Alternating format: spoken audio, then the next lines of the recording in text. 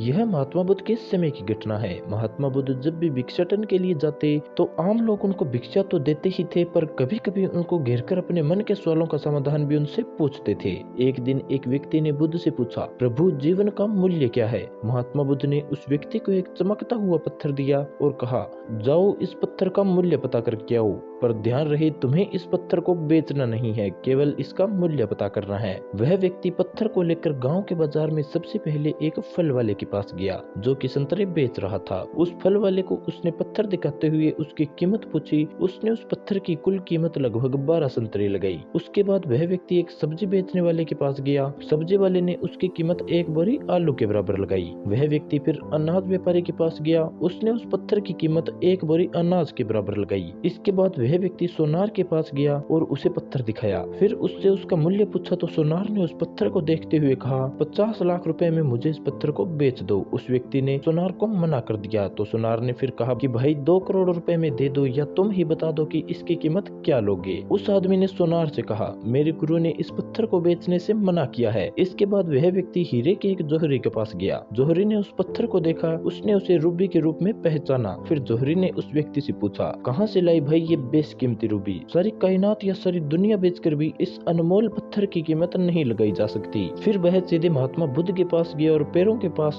दोनों हाथ जोड़कर बैठ गया। उसने पूरी कहानी महात्मा बुद्ध को सुनाई और बोला, प्रभु आप ये बताओ मानवीय जीवन का मूल्य क्या है? महात्मा बुद्ध मुस्कुराते हुए बोले, फल वाला जो संतरे का व्यापारी था उसने पत्थर की कीमत 12 संतरे लगाई। सब्जी वाले ने 1 बोरी आलू, अनाज व्यापारी ने 1 बोरी अनाज और सोनार ने 2 करोड़ और जौहरी ने इसे बेशकीमती माना। ठीक यही स्थिति तुम्हारे जीवन की भी है। तुम बेशक हीरा हो, लेकिन ध्यान रखना कि सामने वाले तुम्हारी कीमत अपनी क्षमता, अपनी जानकारी व अपनी समझ से ही लगाएगा। महात्मा बुद्ध की बात सुनते ही उस व्यक्ति को मानवीय जीवन का मूल्य समझ में आ गया।